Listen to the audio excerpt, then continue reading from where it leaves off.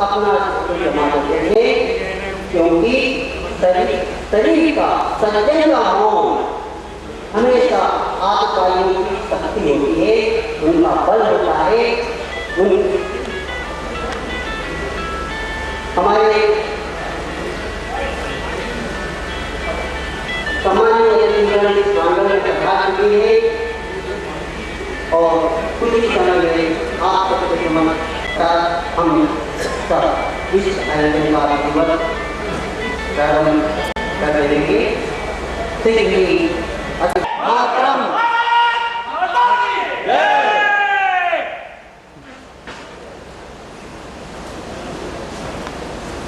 परम आदरणीय माननीय के गोविंदाचार्य, और हम जीवनता के साथ उनको सुनना चाहते हैं, उनके बताए हुए मार्ग पर।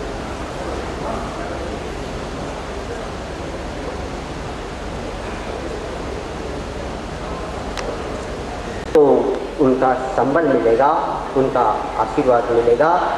बहुत जरूरी है कि राह सही हो, राह पर चलना सही हो, और उसके लिए आयोजन का प्रारंभ करेंगे।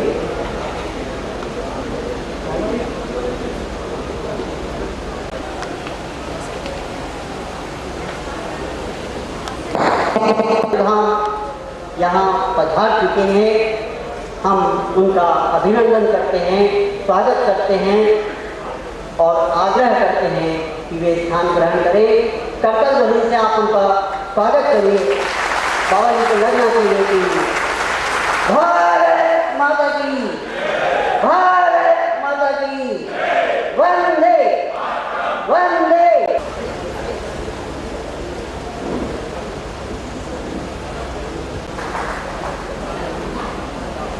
राष्ट्रीय स्वाभिमान आंदोलन के संयोजक श्री सुरेश इस्पात संयंत्र के श्री आर.के. शर्मा जी हमारे भारत माता के चित्र पर माल्यार्पण करें और बाबा बालक दास जी से भी आग्रह है कि वे आए और भारत माता के चित्र पर माल्यार्पण करें। माता की, भारत माता की, वंदे वंदे।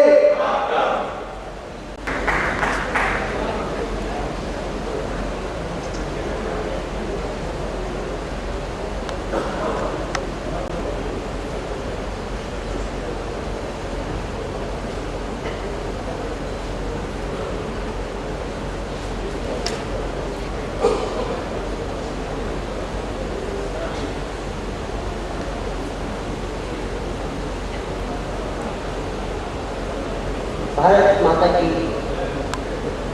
आराधना। मातरम सुजला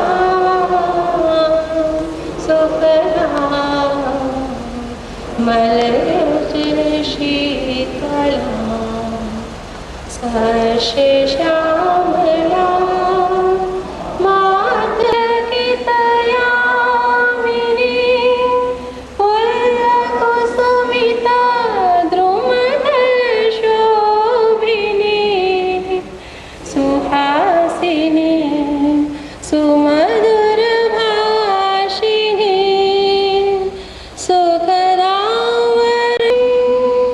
कोटि कोटि कंठ कल कल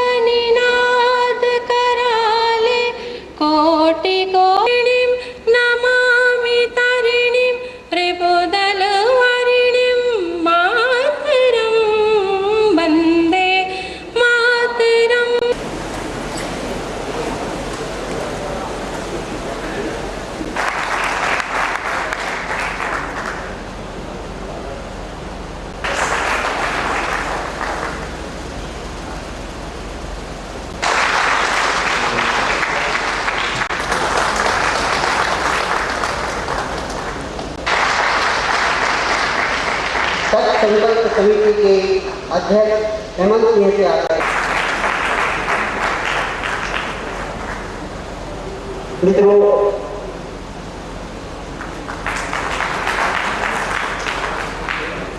मुझे यहाँ पर उपस्थित संपूर्ण देश में राष्ट्रीयता और बिखरे हुए सामाजिक सूत्रों को जोड़ने के सूत्रधार के रूप में कार्य कर रहे हमारे बड़े प्रिय गोविंदाचार्य जी उपस्थित हैं। उनके भावनाओं को और उनके आंदोलन को आपकी अपनी शुभकामना प्रेषित करते हैं। उपस्थित मंच पर सभी विशिष्ट अतिथिगण, विभिन्न सामाजिक क्षेत्रों में देश के लिए, समाज के लिए और सामाजिक उत्थान के लिए कार्य करने वाले उपस्थित बुद्धिजीवीगण,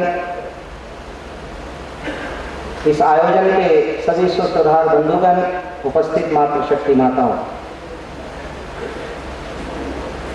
4-5 दिन पहले मुझे ये सूचना मिली कि यहाँ पर भिलाई में एक कार्यक्रम है जिसमें हम लोग एक विचार लेंगे, एक सूत्र लेंगे, आपस में बैठ के चर्चा करेंगे और उसमें आपका मार्गदर्शन चाहिए। आज 2 चीज की बड़ी कमी है। सबसे पहले तो मार्गदर्शन देने वालों की कमी है, और जो लोग मार्गदर्शन देते हैं, जिन लोगों को मार्गदर्शन देना चाहिए, उन लोगों का मार्ग में दर्शन दुर्लभ है। और ये दोनों समस्या से हम लोग जूझ रहे हैं। आवश्यकता है कि मार्गदर्शन देने वाले सामने आए और जो मार्गदर्शन देते हैं कम से कम वो मार्ग में दर्शन देना शुरू करें, अर्थात समाज के बीच आए, लोगों के बीच आए, भूमि से जुड़ के काम करें, जमीनी कार्यकर्ता के रूप में काम करें। एक विषय है लोकतांत्रिक समाज और प्रकृति केंद्रित विकास। ये शब्द बहुत बड़ा है। सभी जानते हैं कि आने वाले समय में यदि भारत को हम पुनः विश्व गुरु के रूप में स्थापित करना चाहते हैं तो उसके लिए भी हमें अपने आध्यात्मिक विकास को भी ध्यान देना होगा। हमें अपना आध्यात्मिक विकास ही करना होगा। अभी पूरे देश के अंदर कल भी मैं उस कार्यक्रम में रहा, धमतरी में, विवेकानंद सार्वशती हम मना रहे हैं। स्वामी विवेकानंद जी ने भारत से जाकर पूरे विश्व में और विश्व से लेकर पूरे देश में एक ऐसी अलख जगाई जिस अलख में स्वायत्त था, स्वतंत्रता थी, सार्वभौम सिद्धांत था, सनातन सभ्यता के बारे में पूरक जवाब थे और पूरे विश्व के अंदर भारत ही सर्वप्रथम पूज्य है, सर्वमान्य है और सबका मूल है, इस बात का उद्घोष था। साथ ही साथ उन्होंने आध्यात्मिक चोला स्वीकार किया, आध्यात्मिक जीवन स्वीकार किया और एक बात का आह्वान किया कि पूरे देश का विकास आध्यात्मिकता से होगा। अध्यात्म का कोई बहुत बड़ा नहीं है। अध्यात्म 2 शब्दों से बना है, अध्य और आत्म। जैसे हम किसी पुस्तक का अध्ययन करते हैं तो हम कहते हैं हम इस पुस्तक को पढ़ रहे हैं। इसी तरह जब हम अपने आप का अध्ययन करते हैं, स्व का अध्ययन करते हैं, स्व का जागरण करते हैं, स्व का चिंतन करते हैं, स्व कल्याण की भावना, क्योंकि जब तक हम स्व कल्याण नहीं सोचेंगे तो हम दूसरों का कल्याण कदापि नहीं कर सकते। स्व चरित्र का निर्माण, जहां पर भी स्व आता है वहीं पर स्वतंत्रता है और उस स्व का अध्ययन करने वाला, आत्म का अध्ययन करने वाला ही अध्यात्म का पथिक होता है। इसलिए मैंने बात शुरू की कि आप हम अर्थात प्रकृति के साथ चलने की जब बात आती है तो मैं अभी पिछले इलाहाबाद के कुंभ में था तो मुझे कुछ पत्रकार बंधुओं ने पूछा कि आप छत्तीसगढ़ से आए हैं और छत्तीसगढ़ में नक्सली समस्या है, उसका और साधु संत नहीं रहते थे, जो गृहस्थ में रहने वाले लोग भी थे, जब चौथा तन आता था तो वो अरावलियों को अर्थात प्रकृति की गोद को हिंसक जीवों के बीच में अपने आश्रम बनाकर, तपोभूमि बनाकर और परिवार के साथ, केवल ब्रह्मचारी ही संत नहीं थे बल्कि परिवार में रहने वाले लोग भी संत की श्रेणी में थे। और वो महापुरुष जो ऋषि कहलाते थे, जो शोध करते थे, गौतम जैसे लोग, जो खेती समाज प्रकृति के साथ चलता था, प्रकृति को लेकर चलता था, पंच प्रकृति को माता पिता मानने का सूत्र देता था कि सूर्य को अग्नि दो, सूर्य को पानी दो, धरती को प्रणाम करो। हम अग्नि की पूजा करते हैं, हम वायु की आराधना करते हैं, हम चंद्र और सूर्य को प्रत्यक्ष देवता मानते हैं। हम प्रकृति के साथ चलकर अपनी यौगिक क्रियाओं के द्वारा, अपनी साधना के माध्यम से अपने स्व की और समाज की चैतन्यता को जागृत करने का प्रयास करते हैं। मैंने उन पत्रकार बंधुओं को कहा, एक छोटी सी बात कही, विनोद की बात भी थी और शास्त्रों सत्य भी है, इसमें संदेश भी है। मैंने कहा पहले ऋषि महात्मा जंगलों में रहते थे और गुंडे बदमाश लोग शहर की हो गए थे। अब संत महात्मा लोग हाईवे वाले बाबा हो गए। सबको हाईवे में आश्रम चाहिए, सबको शहर सिटी में अपना आश्रम बनाना है, अपने पंथ का मुख्यालय उनको दिल्ली और रायपुर में बनाना है। साधु संतों ने जंगलों को छोड़ दिया। जितने गुंडे बदमाश हैं लोग जंगल में रहने लगे। उन्होंने कहा तो इसका रास्ता क्या है, इसको ठीक कैसे किया जाए? मैंने कहा पुनः साधु संतों को जंगलों में आना चाहिए, वनवासी क्षेत्रों में आश्रम बनाना चाहिए, अपने आप तक सभी समस्या समाप्त हो गई। जब हम प्रकृति को छोड़ते हैं तो प्रकृति में प्रदूषण होता है। हमने गंगा की पूजा की, लेकिन गंगा के रक्षण का उसके लिए नारे लगाए, गाय की फोटो भी लगा ली। गाय की फोटो बनाने की जरूरत नहीं थी हमारे देश में। हमारे घर घर में गाय, गली गली में गाय, शहर में सड़कों में घूम रही, इतनी गाय हो गई है। कुछ लोग तो ऐसे भी लोग हैं जो कहते हैं आवारा गाय। अब ये दोनों शब्द कितना, गाय आवारा हो सकती है, कुछ लोग कहते हैं लवारिस गाय, सड़कों में घूमने वाली लवारिस गाय। गाय लवारिस, जिस गाय के कारण हमको वारिस मिलता है, गाय ही वारिस देने वाली है।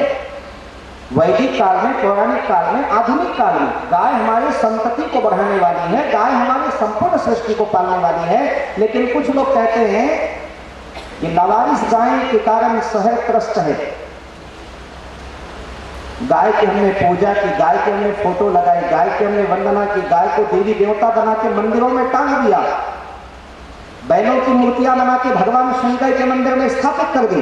लेकिन भारत के अंदर हजारों की संख्या में प्रतिदिन बैलों की हत्या हो रही है, उसके बारे में हमने चिंतन नहीं किया।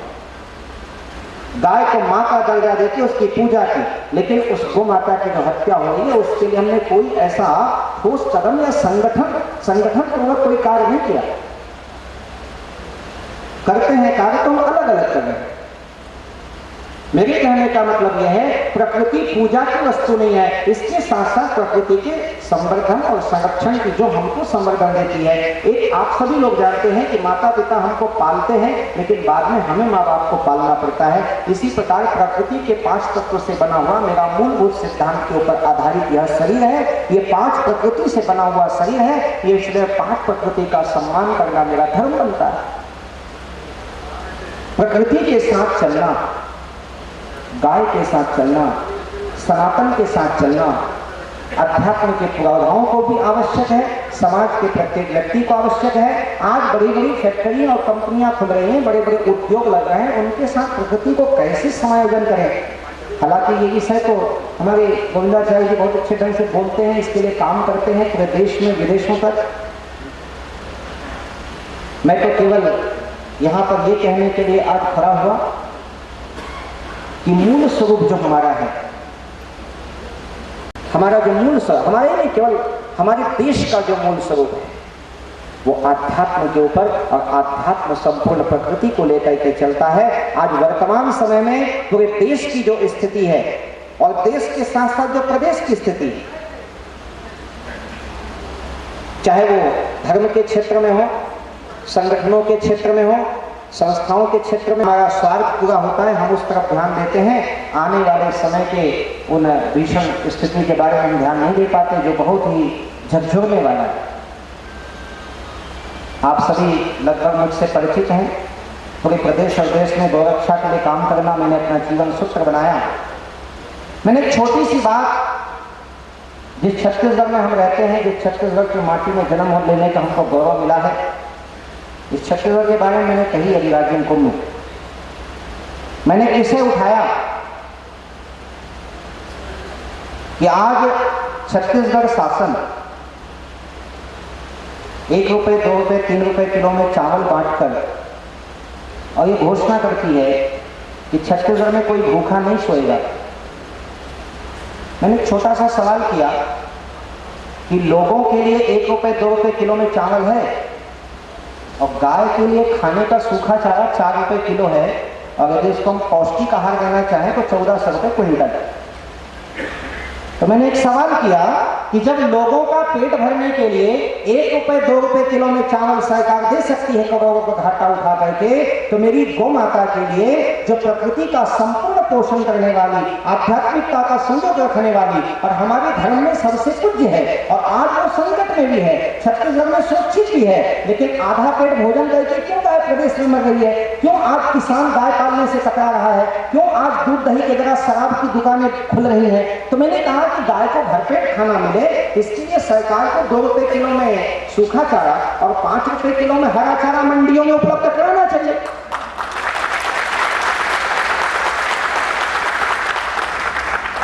तो समस्या आप लोग भी जानते, मैं भी जानता हूं, समस्या यह है कि गाय वोट नहीं दे सकती। एक ही बात है, कोई लंबी चौड़ी बात नहीं।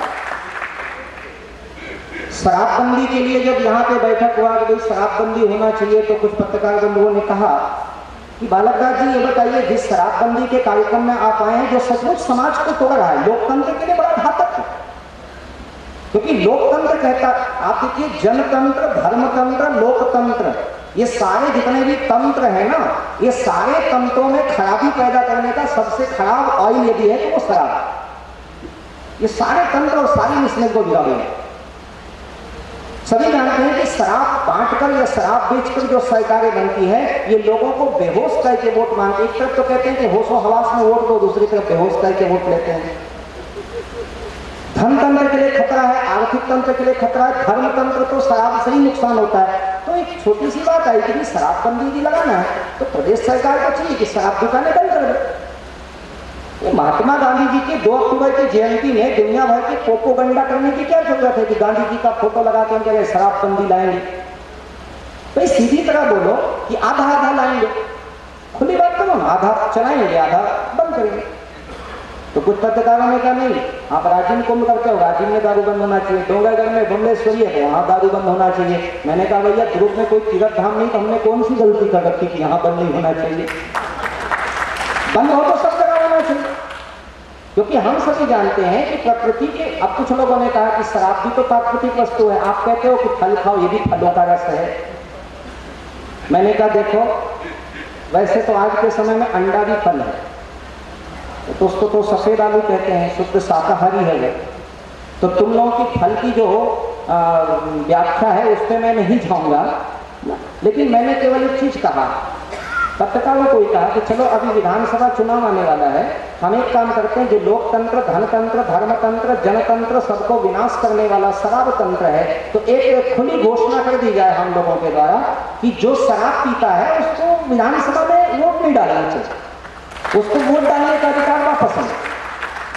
जो शराब पिएगा वो, अब कुछ दिन पहले खुलेआम फिल्मों में दिखाया जाता था कि शराब पी रहे हैं और सिगरेट पी रहे हैं और वो हीरो है, ऐसा दिखाते हैं। अब आजकल ऐसा नया चला है कि जब शराब पीने का प्रसंग आएगा तो तत्काल एक विज्ञापन दिखाया जाता है कि शराब पीना स्वास्थ्य के लिए हानिकारक है, इसीलिए तो पिलाया जा रहा है, दिखाया जा रहा है, बताया जा रहा है। मैंने कहा कि जो शराब पीते हैं वो वोट नहीं डालेंगे, जो नहीं पीते हैं वही वोट डालेंगे। उन्होंने कहा ऐसा कैसे हो सकता है, एक तरफ तो ऐसा तुम कर नहीं सकते। तो फिर एक बात बताओ, ये तो सरकार की मजबूरी है, क्योंकि शराब पीने वालों ने भी जिताया है और नहीं पीने वालों ने भी जिताया है। तो नहीं पीने वालों के लिए शराबबंदी लाएंगे और पीने वालों के लिए नई दुकान खुलवाएंगे। तो सरकार की जिम्मेदारी है, दोनों को पालना है, प्रजा को पालने वाला है।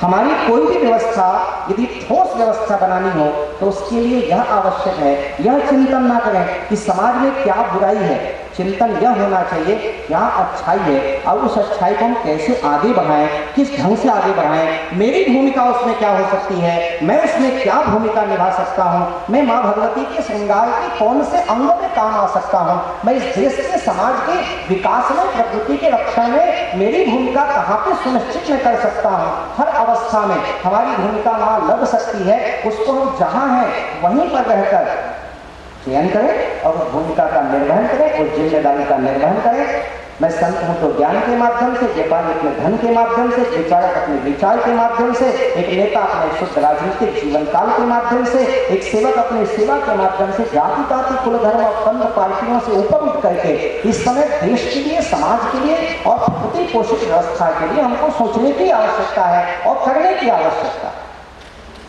और यदि इस विषय में हम आगे बढ़ेंगे तो बचपन में जो मैंने कहानी सुनी थी, शायद वह कहानी चरितार्थ हो जाए।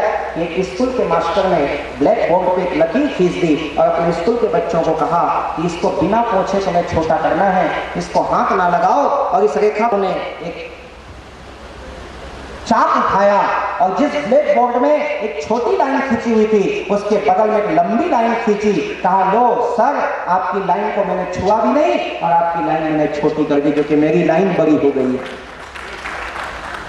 हम लोग किसी भी व्यवस्था के खिलाफ जितना समय बोलने में लगाते हैं, आज बहुत जगह मैं देख रहा हूं कि जहां भाषण होते हैं, सभा होते हैं, सम्मेलन होते हैं, विचारिक सम्मेलन के नाम पे हम इकट्ठे होते हैं और उन चीजों पे प्रहार करते हैं जो चीजें समाज में हम सब भोग रहे हैं, लेकिन उन पे हम लोग अपना समय नष्ट ना करके यदि प्रत्येक पल को, जैसे विवेकानंद जी ने कहा, चले बच्चे, प्रत्येक पल में हम चलने का प्रयास करें, कुछ करने का प्रयास करें, कुछ दृढ़ संकल्प लेके प्रयास करें। कार्य करने के लिए सबको पता है क्या करना है, हाँ आप सब जानते हैं कहाँ पर कार्य करना है, कैसा कार्य करना है, ये कोई बताने की आवश्यकता नहीं, क्योंकि सत्य क्या है, झूठ क्या है, गलत क्या है, अच्छा क्या है, देश का विनाश किसमें होगा, देश का विकास किसमें होगा, ये हम सभी जानते हैं। अभी पर्यावरण और ग्लोबल वार्मिंग के बारे में जितनी बातें देश के अंदर हो गई है, इस विषय में एक छोटा व्यक्ति भी जानता है। वाटर लेवल क्यों डाउन हो रहा है, धरती का ताप क्यों बढ़ रहा है, इसके वैज्ञानिक कारणों पे बहुत सारे शोध संस्थान चल रहे हैं, बहुत सारे विचारक लोग चल रहे हैं, लेकिन ये सब जानने के पश्चात क्या हम लोग इसको रोकने के लिए कुछ प्रयास कर रहे हैं? क्या ग्लोबल वार्मिंग के लिए मैं कुछ कर रहा हूँ? क्या मैं गंगा गाय के लिए कुछ कर रहा हूँ? क्या मैं जहां हूं वहां पे कुछ कर रहा हूं? क्या मैं अपने परिवार में कर रहा हूं? क्या अपने बच्चों की भावना में मैं कोई ऐसा संस्कार भर रहा हूं? क्या मैं संत हूं तो अपने अनुयायियों के बीच में कोई ऐसा काम खड़ा करके चल रहा हूं? ये सोचने की बात है बंधु, और इसको करने की बात, इस पे लग जाने की बात।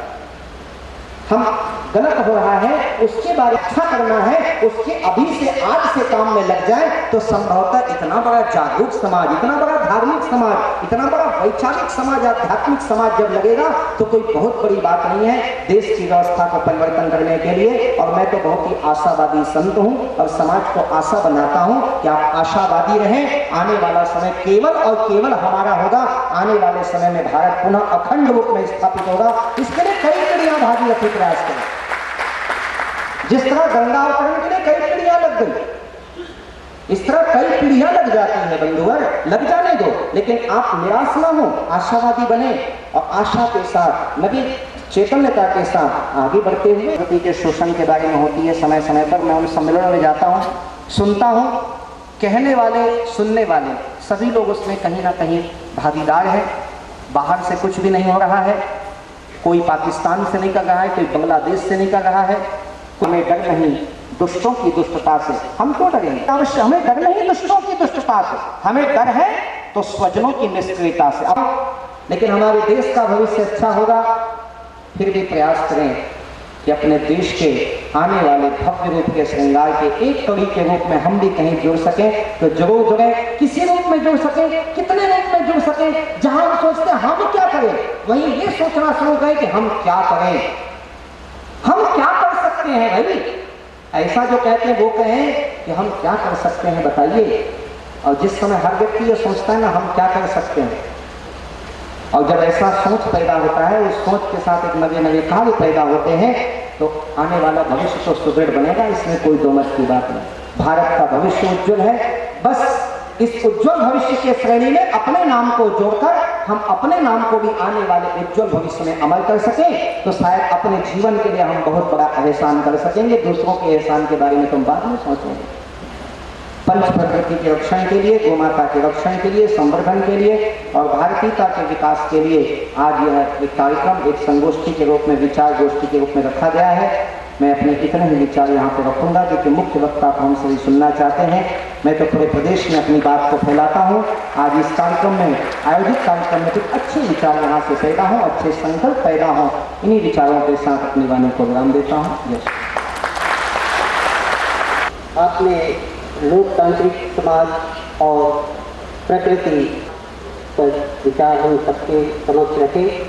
हम निश्चित रूप से उससे अनुग्रहित हुए और आइए, समय की अपनी मर्यादा है। मैं जानता हूँ आप सब हमारे माननीय मुख्य अतिथि महोदय को सुनना चाहते हैं, लेकिन उनके आने के पूर्व एक वक्ता श्री रमाकांत पांडे जी आपको गोविंदाचार्य जी के बारे में अपनी बातें रखेंगे। मैं उनसे आग्रह करता हूँ कि समय की मर्यादा को देखते हुए बहुत ही संक्षिप्त में अपनी बात रखें। श्री पांडे। रमाकांत पांडे जी का परिचय दे दूँ। भारतवर्ष में सेव डेमोक्रेसी फ्रंट नाम का एक अभियान चल रहा है। आप संपूर्ण देश में इस संगठन की अलग जगा रहे हैं। रमाकांत पांडे जी बिहार से आए हुए हैं और हम सबके बीच उपस्थित हैं। ये भी हमारा बहुत सौभाग्य है और देखें।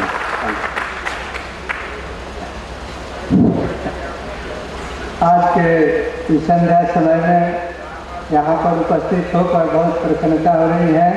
आज के सभा में स्वामी जी के विचारों को सुनकर और स्वामी जी के प्रति आभार व्यक्त करते हुए श्रीमान गोविंदाचार्य जी और उपस्थित बंधुओं, सभी हॉल में उपस्थित महानुभाव, उपस्थित माताओं और बहनों, मैं आपका समय नहीं लूँगा। मैं जानता हूँ कि गोविंदाचार्य जी यहाँ उपस्थित हैं। हम लोग बिहार में थे और बिहार में गोविंदाचार्य जी ने लक्ष्य में, तो अखबार वालों ने पूछा था कि उस आज़ादी का जो सेकेंड आज़ादी कही गई है उसका क्या प्रभाव रहा।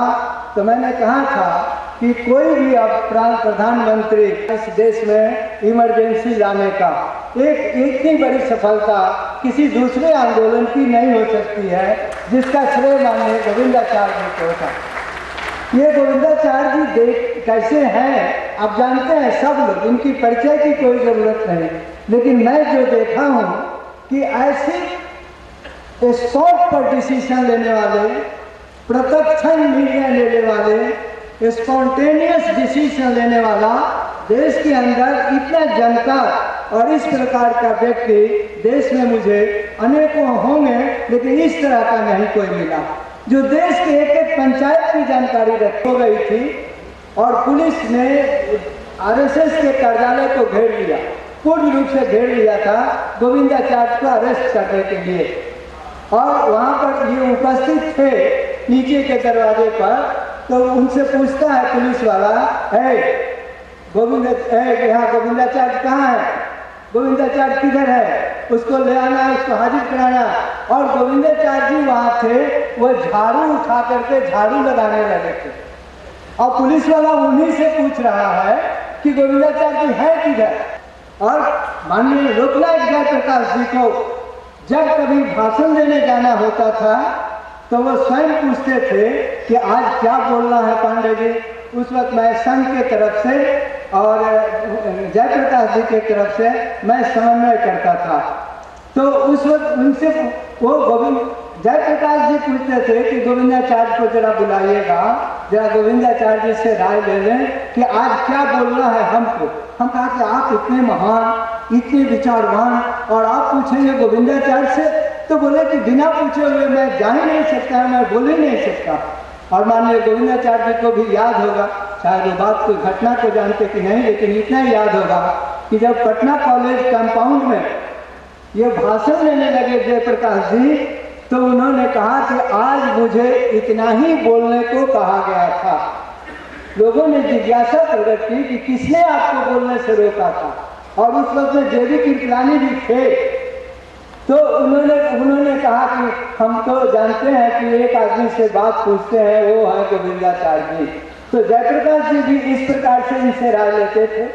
और एक बार मैंने देखा, एक खास दुर्घटना के समय में एक खास घटना घटी थी देश के अंदर, और उसमें गोविंदाचार्य ने पहल किया था कि किस प्रकार से इसको रोका जाए। वो विषय कुछ ऐसा था कि प्रधानमंत्री कौन बनेगा इस देश में 2005 के चुनाव के बाद, 2004 के चुनाव के बाद प्रधानमंत्री कौन बने इस देश में। किसी का नाम आता था, किसी महिला का नाम था, कुछ था। तो बात हो गई कि मैं तो आडवाणी जी से परिचित था, मैं जब गया था पूछने कि आप लोग रोक सकिएगा उस महिला को प्रधानमंत्री बनने से, तो उन्होंने कहा कि नहीं, अब हम लोग ना गोविंदाचार्य जी APJ अब्दुल कलाम से मिलने के लिए गए पर अपना प्रतिवेदन देने के लिए, और उस वक्त मैं भी साथ में था माननीय गोविंदाचार्य जी का। तो मैं देखा क्या, आपसे कहना ही कहीं चाहता था कि गोविंदाचार्य जी जब वहाँ गए तो माननीय APJ अब्दुल कलाम राष्ट्रपति थे, और प्रोटोकॉल को ध्यान में न रखते हुए राष्ट्रपति जी उठ करके अपने चेयर से गोविंदाचार्य जी से मिलने के लिए आए। मैं आपसे इतना ही कहना चाहता था कि इस देश के अंदर इस प्रकार के विचारवान और इस प्रकार के सशक्त देश के प्रति कटिबद्ध व्यक्ति बिरले ही मिलते हैं। मैं इतना ही कहकर अपनी बात को समाप्त करता हूँ। जय हिंद, जय भारत।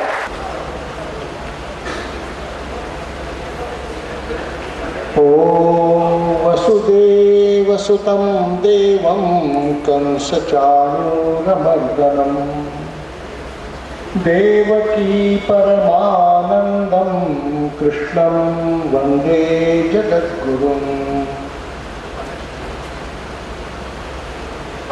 राष्ट्रीय स्वाभिमान आंदोलन के तत्वावधान में आयोजित आज की जनसभा के सम्मान्य अध्यक्ष परम श्रद्धेय गोभक्त संत आदरणीय बालकदास जी महाराज, मंच पर विराजमान विशिष्ट महानुभाव, यहाँ सब उपस्थित वरिष्ठ जन, मातृशक्ति और साथी,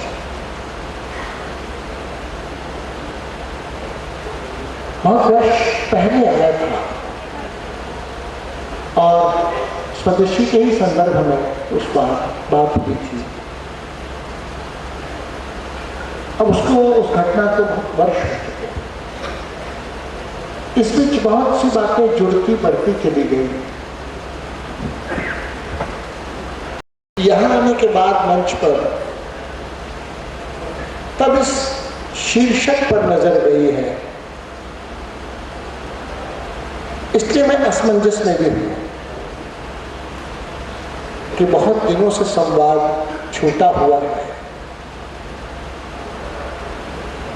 तो भी मैं कोशिश करता हूं। दुर्लभम भारते जन्म मानुष्यम तत्र दुर्लभम। भारत में जन्म लेना ही दुर्लभ है, उसमें भी मनुष्य के नाते जन्म लेना। तो ये भारत की अपनी तासीर है मित्रों, जिसके हम वारिस हैं। यहाँ पर प्रकृति ने ही इसकी रचना भारत की ऐसी की है कि गुरुत्व की किरण सूर्य की भारत पर पड़ती है। प्रकृति से ही ये जगत गुरु के स्थान पर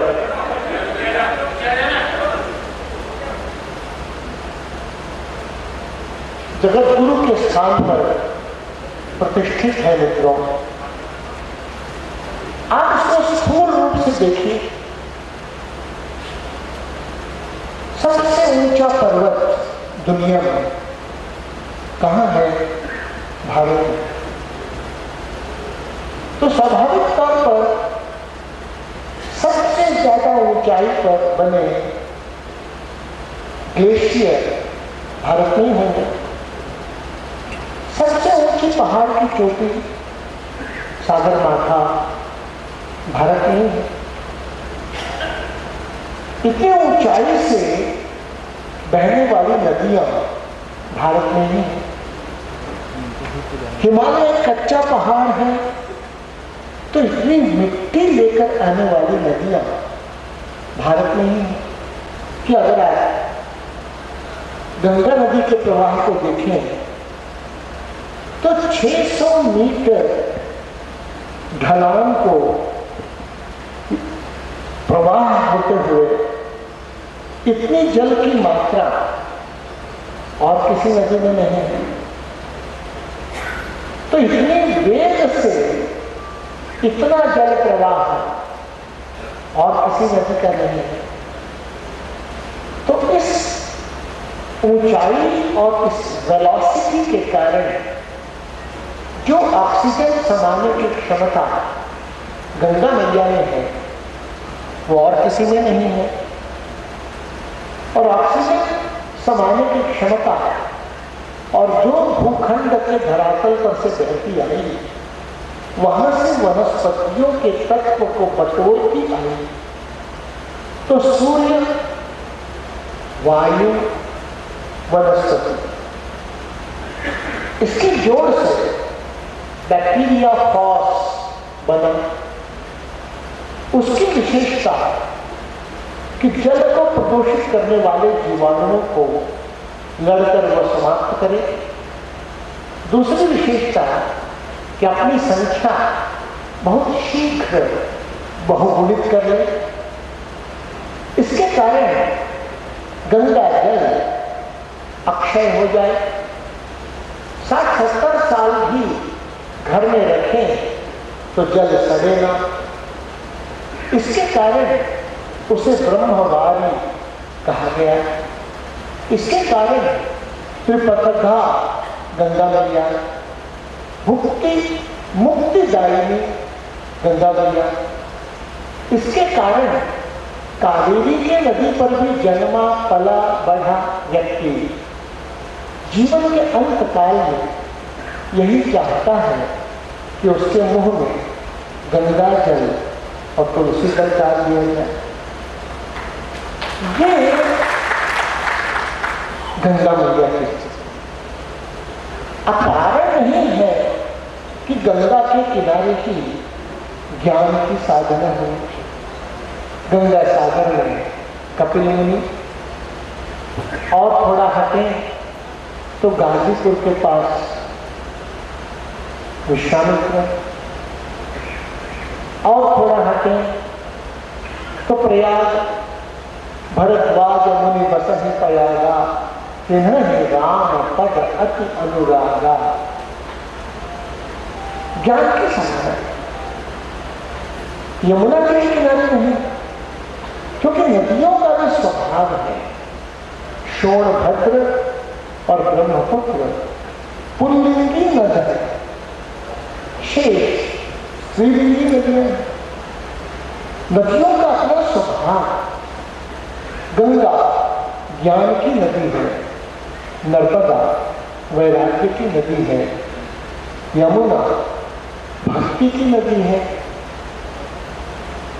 हस्तिनापुर तो गंगा के किनारे था, युद्ध तो पांडवों का था और कौरवों से, तो हमला कर देते हस्तिनापुर में, नहीं किया। कृष्ण ने युद्ध की रचना की कुरुक्षेत्र की भूमि में, जो गंगा का नहीं यमुना का क्षेत्र है। युद्ध में रक्तपात, मृत्यु अवश्य भारी थी। मृत्यु के देवता यमराज की बहन है यमुना जी, इसलिए यमुना जी के किनारे युद्ध की रचना हुई थी, गंगा जी के किनारे नहीं की गई थी। मित्रों, ऐसी एक दूसरी बात जो भारत की विशेषता है, जिसमें भारत में समृद्धि और संस्कृति दोनों की साधना में सफलता पाई। संस्कृति के अधिष्ठान पर समृद्धि की साधना हुई। उसके पीछे भी एक सृष्टि चक्र का ही वरदान है भारत को, जो औरों को नहीं है। एक दैवी त्रिकोण है जो भारत की समृद्धि का रास्ता है। देवी का त्रिकोण आप जानते हैं, यंत्र होता है, उससे 3 सिरे होते हैं। एक सिरा है घर की माता, दूसरा सिरा है गौ माता, तीसरा सिरा है धरती माता। सूर्य भगवान की कृपा भारत पर है, अन्य जगहों पर ये सब संयोग जुड़ नहीं रहे हैं। भारत में भी धरती माता, गौ माता और घर की माता है।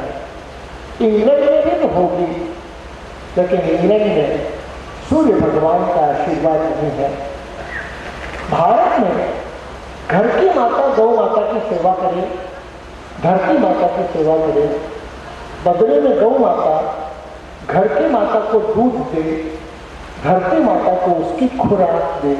गोबर गोमूत्र तो वहां भी गौ माता डालती है पृथ्वी पर, मगर वो खाद के रूप में अर्थात खुराक के रूप में धरती के बन नहीं पाती है, क्योंकि सूर्य की कृपा नहीं है। इसलिए वहां धरती माता दुखी रहते हुए घर की माँ को अनाज तो नहीं देती, गौ माता को चारा देती है। ये असंतुलन है उस देवी के चक्र का, जो खंडित है इंग्लैंड में, पूर्ण है भारत में। भारत दुनिया के क्षेत्रफल का जमीन, लेकिन दुनिया के 16% वनस्पति, 18% पशु पक्षी कीट पतंग भारत की इस 2% जमीन पर ही पालन पोषण पाते हैं। यह बायोडाइवर्सिटी जो इतनी सघन है भारत में, वो दुनिया में कहीं नहीं है। इसके कारण यहाँ जो उत्पादन की विविधता है वो दुनिया में कहीं से भी ज्यादा है। इसके कारण यहाँ समृद्धि ही होती चली गई, जो चाहे सब यहाँ उगे। इसके कारण विदेश व्यापार करने के लिए गए लोग, तो लोग वहां बेच तो आए, मगर वहां से क्या लाए? यहां तो सब कुछ होता था, इसलिए वहां से लाने लायक हमारे देश के लोगों को लगा केवल सोना और चांदी। जब वहां से सोना लाने लगे तो वहां के लोगों को लगा पता नहीं ये लोग सोना खाते हैं क्या, क्यों ले जा रहे हैं इतना। इसलिए भारत को सोने की चिड़िया कहा जाने लगा। यह स्थिति चलती रही हमारी दुनिया में, और इस सात्विकता के कारण समाज रचना पर असर आया। समाज रचना पर असर आता कैसे है मित्रों? मूल है दर्शन, जैसे भी महाराज जी ने कहा, अध्यात्म की बात कह रहे थे। तो अध्यात्म है क्या? जीव, जगत, जगदीश, इन तत्वों के स्वरूप की पहचान। मैं कौन हूं, कहां से आया हूं, क्या उद्देश्य है हमारा, क्या करना है मुझे, फिर जगत ये सब क्या है, इनसे मेरा क्या रिश्ता है, ये क्यों है, मैं क्यों हूं, हम मिलकर ही क्यों हैं, हम इसके अंग हैं या हमारी ऐशगाह है ये। फिर जगदीश, इन सबसे भी परे कुछ है क्या, है तो क्या है, क्या मैं जान सकता हूं? अथातो ब्रह्म जिज्ञासा। तो जीव जगत जगदीश के स्वरूप और अंतर संबंधों की पहचान को कहते हैं अध्यात्म या दर्शन। इस दर्शन के हिसाब से विचारधाराएं निकलती हैं, जैसे हिमालय से नदियां निकलती हैं। उस विचार सरणियों में से ही मनुष्य का जीवन लक्ष्य तय होता है। जगदीश्वर की प्राप्ति जीवन लक्ष्य अगर है तो सोच एक किस्म की बन जाती है, और जगदीश कोई है ही नहीं तो सोच दूसरे प्रकार की बन जाएगी। फिर जीव और जगत के बीच सारी ही शक्तियां मनुष्य समेट लेता है। इससे परे भी कुछ है नियंता, ये भूल जाता है। तो खाओ पियो मौज करो मर जाओ से परे जिंदगी का कोई मकसद बचता नहीं है। फिर बाकी लोगों से रिश्ता स्वार्थ और अपने उपभोग का ही रह जाता है। वो मेरे काम का है तो मैं रिश्ता बनाऊंगा, वो काम का नहीं है तो बोझ मैं क्यों पालूं।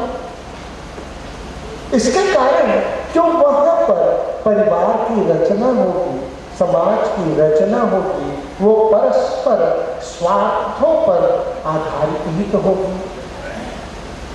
इसके कारण वहां के समाज में जीवन लक्ष्य उपभोग का बनेगा और उपभोग दिलाने के जो इंतजाम होंगे वही सही है, यानी जीवन मूल्य बनेंगे। और वो उपभोग दिलाने में समर्थ या उपभोग प्राप्त करने में समर्थ जो होंगे वही तो आदर्श होंगे। फिर क्लियोपैट्रा आदर्श होगी, रोमन सीजर जूलियस आदर्श हो जाएगा।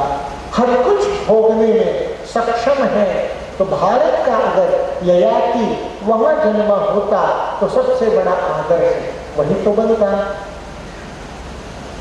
इस जीवन मूल्यों में से जीवन आदर्श पनपते हैं।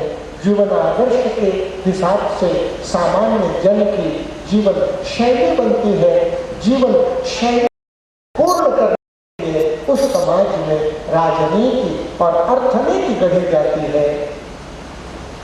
और पॉलिटिक्स और इकोनॉमिक्स के द्वारा मनुष्य की उन इच्छाओं को पूरा करने के लिए, जल्दी करने के लिए, टिकाए रखने के लिए प्रिजर्वेटिव्स के भी इंतजाम जब होने होंगे तो टेक्नोलॉजी और मैनेजमेंट उसके अनुरूप गढ़ा जाएगा। तो फिलॉसफी दर्शन में से ये सारी बातें आती हैं। वो जहां होगा वो कॉन्ट्रैक्ट पर बना समाज होगा तो उसका फलित ये होगा कि मनुष्य का शरीर ही तो सब कुछ है और शरीर का सुख ही तो सब कुछ है।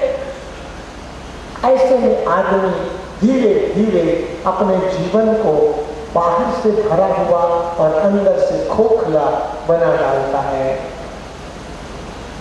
इसके कारण फेसबुक पर 5000 से वो संवाद करता है और घर में दूसरे सदस्य से बोलचाल बंद रहती है।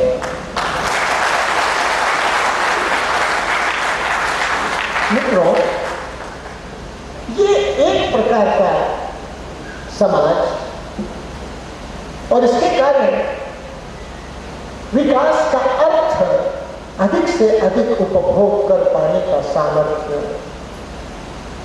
अधिक से अधिक उपभोग में लाभोन्माद और कामोन्माद, कंज्यूमरिज्म और परमिसिवनेस, अधिक से अधिक वस्तुओं का संग्रह। और ये मेरे लिए ही नहीं, सर्वाधिकार और एकाधिकार, ये व्यवस्था बनेगी। फिर इन व्यवस्थाओं के तहत जब समाज का संचालन होगा तो स्वाभाविक है सर्वोपरि होगी अर्थसत्ता, उसके अधीन राजसत्ता, उसके अधीन समाज सत्ता और उसके भी अधीन धर्म सत्ता, नैतिकता की सत्ता। और जब ऐसा सब कुछ होगा तो स्वाभाविक है छीना झपटी हो, स्वाभाविक है युद्ध हो, स्वाभाविक है मृत्यु और विध्वंस हो। अब इतनी बातों को आप खुद देख सकते हैं। विशेष तौर पर इतिहास के कुछ दिन बताता है जो युग परिवर्तनकारी हुए। एक 1492 कोलंबस ने अमेरिका खोजा भारत के नाम पर। 200 साल में टिड्डी दल की तरह से यूरोप की आबादी उठकर यूरोप की अराजकता से मुक्ति पाने के लिए फैल गई दक्षिणी अमेरिका और उत्तरी अमेरिका में स्थानिक 9 करोड़ लोगों का नरसंहार कर डाला और यूरोपीय मूल के लोग वहां आधिपत्य करने गए। आपसी लड़ाई के अंदर पोप ने समझौता कराया था कि स्पेन के लोग तुम पश्चिम की ओर जाओ, पुर्तगाल के लोग तुम पूरब की ओर जाओ। इसलिए पुर्तगाल के वास्को डी गामा सब गोवा की तरफ दिखाई पड़े थे और फिलीपाइंस तक उन लोगों ने कैप्चर किया था। डच लोग थे मलेशिया, सिंगापुर, इंडोनेशिया और इधर लाओस, वियतनाम तक पहुंच गए थे। फ्रेंच लोग, जर्मन लोग केवल उत्तर अफ्रीका तक रह गए थे। स्पेनिश लोग अमेरिका पर पूरे चढ़ बैठे थे और बाद में नॉर्वे, स्वीडन, डेनमार्क सब लोग गए थे। डच भारत की तरफ आए थे, फैल गए थे सारे लोग, आपस में लड़ रहे थे, गला काट प्रतियोगिता कर रहे थे। षड्यंत्रों की राजनीति यूरोप में चल रही थी, उसी में से अंग्रेज इधर आ गए थे। 1498 में प्रोटेस्टेंटिज्म का उदय हुआ। उस आधार पर सेक्युलरिज्म की विशेष कल्पना आई। भौतिक साम्राज्य अलग रहेगा, पूजा पंथ का साम्राज्य अलग रहेगा, उसकी वैल्यू सिस्टम भौतिक क्षेत्र में इंटरफियर नहीं करनी चाहिए, ये आइडियोलॉजी बनी थी। और उस फिलॉसफी में हमें कोई धर्म कर्म नैतिकता का आश्रय नहीं देना चाहिए। उसके कारण सारी दुनिया सृष्टि बनाई गई है मनुष्य के एंजॉयमेंट, प्लेजर के लिए। इसलिए man is the conqueror of nature. मनुष्य प्रकृति का नियंता, विजेता। अरे परमात्मा ने ही एडम को बनाकर भेजने की बात सोची थी। सर्वश्रेष्ठ कृति मनुष्य है। साथ देने के लिए संगिनी के नाते हव्वा को भी भेज दिया। केवल एक फल नहीं खाने को कह दिया, मगर शैतान के उकसावे में वो नारी ने पहले वो फल चख लिया। लज्जा की अनुभूति हुई। फिग लीव्स के कपड़े से उससे तन ढका और उसने शैतान के उकसावे पर पुरुष को भी उस प्रतिबंधित फल को खाने के लिए मजबूर किया। फलतः मैथुनी सृष्टि उस पाप के कारण, शैतान के उकसावे के कारण हुए पाप के कारण बढ़ती चली गई। तो स्वाभाविक है जो भी मनुष्य है वो सब सिनर्स हैं, पाप के प्रोडक्ट है। और उसमें भी औरत, वो तो शैतान की एजेंट है। इस आधार पर यूरोपीय समाज में नारी का पीड़न शुरू हुआ। 1470 से लेकर 1780 तक के कालखंड में 60 लाख से ज्यादा औरतों को डाइन कहकर जिंदा जला दिया गया। इसके कारण वहां प्रतिक्रिया में फेमिनिस्ट मूवमेंट बना, विमेन्स लिबरेशन मूवमेंट बना, जो अब फ्री सेक्स के मुकाम पर रुका। ये सब जो हुआ है मित्रों, इन सब के आधार पर जब आप आगे देखें, इसी की क्रिया प्रतिक्रिया में हिंसा, ध्वंस, रक्तपात, उसमें से फ्रेंच रेवोल्यूशन 1789, उसमें से एक दूसरे को भैया समझौते के साथ रहो, कॉन्ट्रैक्ट थियरी, कॉन्ट्रैक्ट पर ही समाज, उसमें honesty is the best principle, नहीं पॉलिसी। हमारे लिए उपयोगी है तो ऑनेस्ट है, हमारे लिए उपयोगी है तो हम डिसऑनेस्ट हो जाएंगे। There is everything is fair in love, war and trade. औरतों के लिए तो 150 साल पहले तक भी यूरोप में ड्यूएल्स हुए हैं। ड्यूएल्स, युद्ध, जो जीत लेगा वो उसकी होगी। औरत के मन का कहीं कोई स्थान नहीं था। औरत को तो आत्मा ही नहीं है, क्योंकि वो तो पसली में से बनाई गई भोग्य वस्तु ही तो है पुरुष की संजीवी के नाते से। इसलिए औरत को मुक्ति की साल्वेशन वो तो हो ही नहीं सकता, चिंता की कौन सी बात।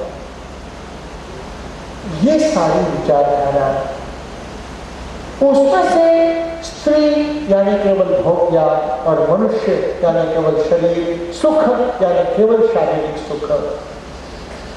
मित्रों, इन 500 वर्षों में ही नए शब्द गढ़े गए, उनमें से एक शब्द है केवल मित्रों डेवलपमेंट। भारत में योगक्षेम, भारत में कल्याण, भारत में मंगल, भारत में सुख, आनंद, तृप्ति, संतोष, ये सब भारतीय परंपरा में अनुभव के अलग अलग नाम हैं। डेवलपमेंट मतलब क्या मोटा हो जाना डेवलपमेंट है? लेकिन ये डेवलपमेंट का मिसनोमर हिंदी में हो गया उसका विकास। और इस आधार पर जब देखेंगे तो उस विकास शब्द की वे पृष्ठभूमि है, और जब इस आधार पर आप देखेंगे तो हर एक को लगा ज्यादा खाया यानी डेवलपमेंट। तो डेवलपमेंट कितना हुआ नापना कैसे? तो calorie consumption became the yardstick of development. फिर आदमी बीमार न पड़े, तो इसके कारण डेवलपमेंट का मतलब तो ये है ज्यादा दवाइयां उसकी खपत अगर हुई तो दवाइयों से निरोग होगा, तो स्वाभाविक है ड्रग्स कंजम्पशन बिक गया डेवलपमेंट का पैरामीटर। फिर उससे भी ज्यादा जब ठंडे में भी पूरा सेंट्रली हीटेड कमरा चाहिए, जैसे मिनियापोलिस अमेरिका में पूरा मॉल सड़क अपने घर से निकलिए तो हीटर के साथ बर्फ बाहर पड़ती रहे, शीशे में से आप मॉल में घूमते रह जाएंगे, तो फिर यानी डेवलपमेंट है वो। ये डेवलप्ड हुआ, उसका फिर बदला पैरामीटर बना, डेवलपमेंट की यार्डस्टिक हो गई एनर्जी यूनिट कंजम्पशन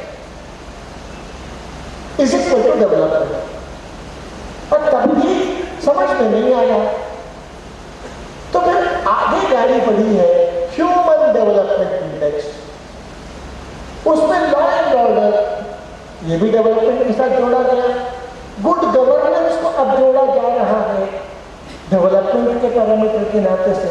लेकिन इन सब के पीछे वही भौतिक सुखोपभोग वाली प्रेरणा काम कर रही है। इसमें संतोष और तृप्ति का कहीं कोई स्थान नहीं है। उसमें अभौतिक जिसका आप क्वांटिफिकेशन नहीं कर सकते उसका समावेश नहीं है। हमको अपनी मां की सेवा करने में भौतिक कष्ट हुआ, मानसिक सुख और तृप्ति मिली, इसकी कोई गिनती नहीं हो सकती। कष्ट मिला, और कितनी गाड़ी आप 400 किलोमीटर चलाकर आए माँ को देखने के लिए, तो एनर्जी कंजम्पशन आपका डेवलपमेंट हुआ। तो माँ को देखने आप ज्यादा दूर से आए तो आप ज्यादा डेवलप्ड हो गए, क्योंकि नाप तो है पेट्रोल कितना खर्चा होगा। अब इसके कारण धीरे धीरे स्थिति ऐसी बनी, जैसे मैं एक बात मजाक में करता हूँ कि परिवार आ गया था, खबर सुनी थी कि पिताजी बीमार हैं, अब तक की स्थिति है, आ जाओ। आ गए थे विदेश से दो, और आते रहे। अब यहाँ की स्थिति ऐसी, भगवान की मर्जी कुछ ऐसी कि पिता ठीक होने लगे। तो जो आए थे वो परेशान, अरे मर नहीं रहा है, अब इसको छोड़कर जाए तो उन्हें बनेंगे, जल्दी मरे तो छुट्टी पाए, अगर नहीं मरा। ये सब आपस में संवाद माँ पिताजी सुन ही रहे थे, तो लगा कि तो छुट्टी खत्म हो रही है, अब हम चले जाते हैं। लेकिन चले जाएंगे तो जब अगली बार ये मर जाएंगे तब हम नहीं आएंगे। अब ये सारा मानसिक द्वंद्व ये उस सुख की या विकास की परिधि में कैसे समान, तो वो जो भी संकल्पनाएं हुई वो प्रकृति विरोधी है। मानव विरोधी है। इस आधार पर अगर आप देखें तो भारत ने भी इन बातों को देखा है। भारत ने जीव जगत जगदीश के संदर्भ में सोचते साधना करते ये पाया कि ये तो अखंड मंडलाकार सृष्टि है, सब में भगवत अंश है, सभी भगवान की ही अभिव्यक्तियां हैं, जड़ चेतन सभी में भगवान ही है। सर्वात्मैक्य को उसने अध्यात्म का हिस्सा पाया। इसके कारण सभी को रहने का हक है। मारने वाले से बड़ा होता है बचाने वाला। और सात्विक बुद्धि के कारण सात्विक संपदा का अर्जन हुआ।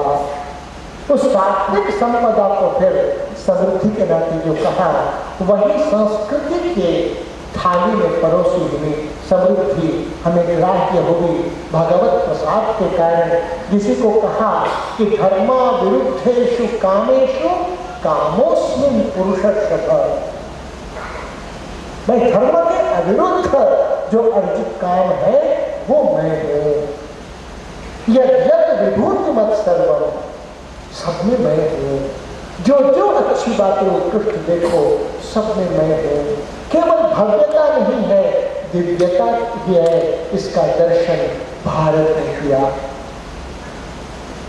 इसके कारण यहां जब सभी हैं तो हम अकेले सुखी हो ही कैसे सकते।